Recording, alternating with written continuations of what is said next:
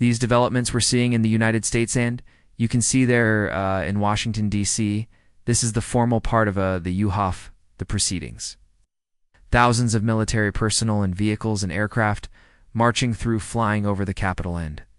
The United States celebrating the 250th anniversary of the US Army, also Donald Trump's birthday, incidentally, is 79 years old. We're seeing those live pictures at the moment from Washington, and we're just hearing they're about to rise for the singing of the national anthem. That's right. Tom, this parade, as you say there, to celebrate Thermy's 250th anniversary. I've just got some notes here on what's actually expected here in this parade as the national anthem goes up. As we listen to the national answer that more than 6, 0 troops, 150 vehicles, and some 50 aircraft expected to be taking part in this military parade. This is a one-day event. This is a one-day event. Now, there's been some controversy over how much it costs as well. It has been reported that it's going to cost something like $45 million. And it's been criticized that, why would anybody want to spend that much on a one-day event? Indeed. As the rest of the nation suffers from a cost of living crisis. Yeah. The largest military parade, I should note, in the US in decades as well, Fowles. So this is quite an unusual and, as you say, incredibly expensive event.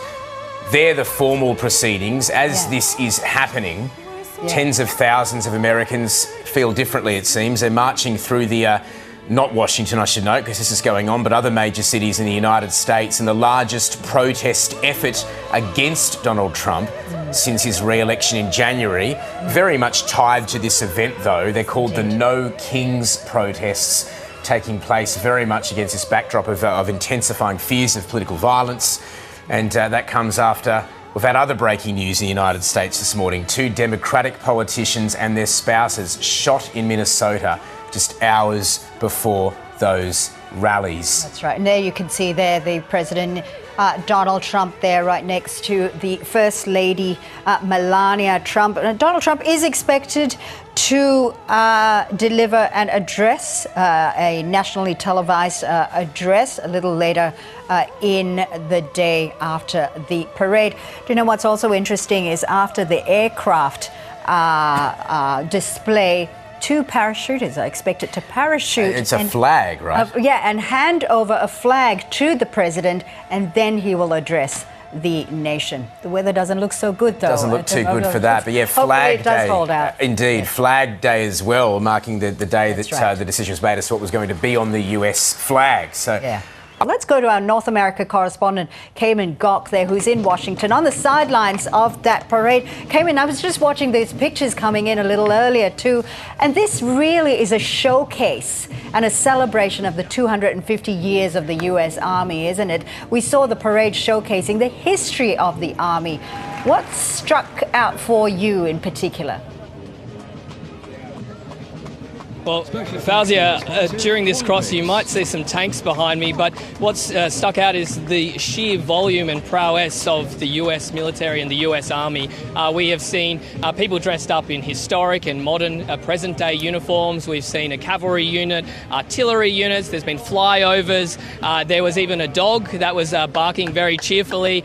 Crowds have lined kilometres of this stretch where they have put up barriers in place to see this spectacle. All in all, there's 7,000, nearly 7,000 troops here to mark the 250th anniversary of the US Army. There's approximately 150 vehicles, 50 airplanes, and that includes, Abrams tanks, which we see in Ukraine, warplanes. There is a large amount of a different array of military assets that we are seeing showcased. The President himself will have someone parachute down and deliver him a flag, and that's also to mark that today is Flag Day, the official day that the United States confirmed what the American flag looked like. Passing along me now, which you'll see shortly, are some tanks. Several, I can see about a dozen tanks that are walking through.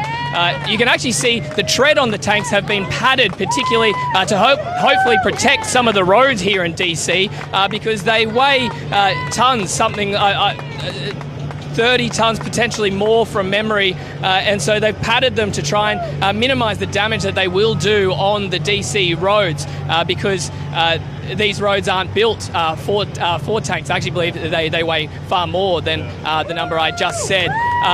But this is quite extraordinary, and the crowd is enraptured by this scene of this grand military parade. There are helicopters behind it, several tanks as we cross to you right now.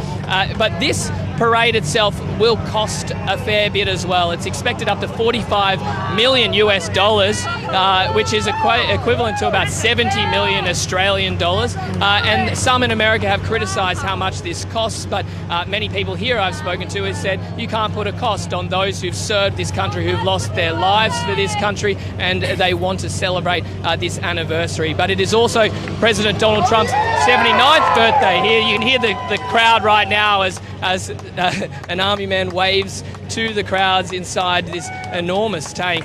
It's quite extraordinary to see just the number. It feels like a continuous conga line of military assets, and the display is quite extraordinary, and that is why so many people have travelled all around the country to see this. I spoke to someone who travelled from Houston, another person who came